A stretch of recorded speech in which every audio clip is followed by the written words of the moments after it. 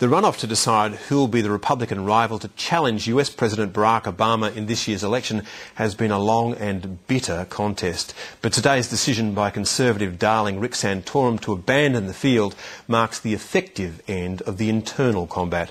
Barring a disaster or a miracle comeback by the last of the two hopefuls in the field, former State Governor Mitt Romney will take on President Obama in November's poll. James Fallows is national correspondent for the Atlantic Monthly, and he also holds the chair of US media at the US Studies Centre at the University of Sydney. He joined me earlier from Washington. James Fallows, welcome. Thank you very much. Glad to be here. So finally, it's clear the presidential race will be a contest between Mitt Romney and Barack Obama, and the Republican establishment must be delighted. Yes, there are huge operational advantages for the Republican Party as of today, and these are the flip side of the huge liabilities that this bitter primary season has been for them in the past few months. One is that from this moment on, every dollar of advertising effort that's given by the party and by the super PACs can be against President Obama. Every rhetorical position that Romney takes can be why the Democrats are wrong and he is right. And simultaneously, he's not having people within his own party saying that he's exactly the wrong person to run against President Obama, as Rick Santorum was saying 2 days ago, people criticizing him for being out of touch with the electorate. So he has the positive advantage of leeway to attack the Democrats and the removal of the negative problem of having his own colleagues in the Republican Party attack him so personally.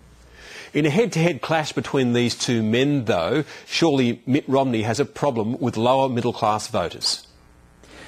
Yes, and really the only electorate the only part of the electorate right now in which Mitt Romney enjoys a clear lead. Actually, there are two of them. One is white Southern men.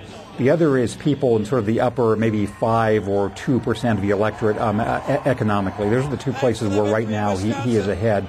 Among women, he has a problem. Among lower income groups, he has a problem. Among blacks, he has a huge problem. Among Latinos, he has a problem, too, because his immigration stance has been so hard. Among the Jewish electorate, he's doing better than some of his Republican predecessors have, but still there's a heavier Democratic vote among people who identify themselves as Jewish Americans. So in most of the demographic segments, they have some catching up to do, which they can still do. Mitt Romney's been accused of being a flip-flopper in the past, and now, of course, that the Republican race is over, he'll have to move his campaign back from the right to the centre. Is that a problem for him? He will, and there was a lot of controversy 2 or 3 weeks ago about one of his main advisors saying that once the primaries were over, the Romney identity would be, in essence, an Etch-a-Sketch. I don't know if this translates so well in Australia, but it's a toy in America where you just shake things up and you have an entirely new drawing, forgetting what was there only moments ago. So I think to the extent that Governor Romney's main he has two main personal problems of image. One is the fact that he is so wealthy and has a hard time concealing that in sort of atmospheric ways. The other is the sense that he will say whatever is expedient in that moment's campaign to get him ahead. And so since he has to reposition himself towards the center to win independent votes, he both in correcting his positioning, he makes this personal issue for himself more egregious or more conspicuous, more of a problem. James Fallows, thank you. My pleasure. Thank you very much. And there will be a longer version of that interview on our website.